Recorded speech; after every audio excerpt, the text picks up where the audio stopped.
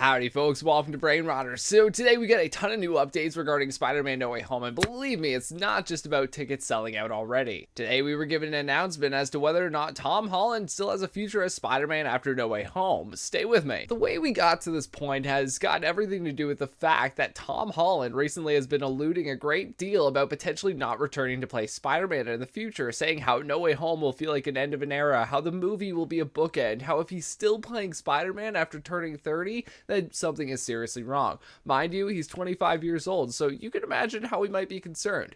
Also, things about how he doesn't need any more money, how he thinks Marvel and Sony should move forward with a Miles Morales trilogy and sideline Tom Spider-Man completely, which I think Miles Morales is a great addition and should get his own trilogy. But still, Tom is causing a lot of concern as to whether or not our Peter will make it out alive. Fortunately, Amy Pascal, who is Sony's president, gave a little light on the situation today, saying that Sony is planning to, yes, have No Way Home being an end of an era and bookend the Homecoming trilogy completely, but also have Tom return for another 3 MCU integrated Spider-Man movies, which means that we can be concerned for Peter's well-being in like 5 to 6 years time when the whole new trilogy ends. However, for now, we will still be getting a lot more Tom Holland Spider-Man. I remember a while back hearing how Sony wanted to develop 3 movies of Tom Holland Spider-Man in high school, kickstarting the Homecoming to No Way Home trilogy, and then after that was over, start a whole new sequel trilogy that picks up a story of Peter while in college and take the story from there, which could see the new trilogy adapt to Parker Industries from the comics, which is basically the Stark Industries of the Spider-Man comics, and here's how they could introduce it into the MCU that way. We all remember this building that has replaced Avengers Tower, right? Well,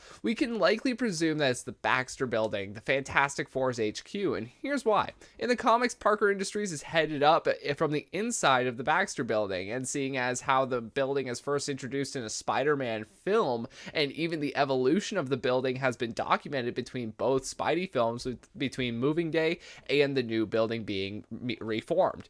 It just makes sense for the next few movies, this next trilogy, to explore what that building has to offer for our Peter Parker. Hey, you made it this far, you might as well subscribe if you're new, as well as hitting that bell for notifications so you don't miss another video just like this one. It does seem that this upcoming No Way Home film will be introducing a lot of villains, but it leaves room for the sequel trilogy to still explore the Harry Osborn of this universe and his descent into goblin villainy. The sequel trilogy better at some point see Ned don the hobgoblin suit that he did in the comics, as well as introducing Black Cat into the fold, who is like an anti-hero Catwoman type, but mostly it would be cool to see Tom Holland's Peter face off against some of the biggest rogues that he has, which is Kraven the Hunter, and finally paying off that Scorpion tease from Homecoming, as well as giving us a Venom versus Spider-Man movie. So there's still a lot to explore in a sequel trilogy. What do you want to see in Tom Holland's next trilogy? Thank you all so much for watching. I appreciate it. What do you think about Tom being in for another trilogy? Let me know your thoughts in the comments section below. Thank you all so much for watching. I appreciate it.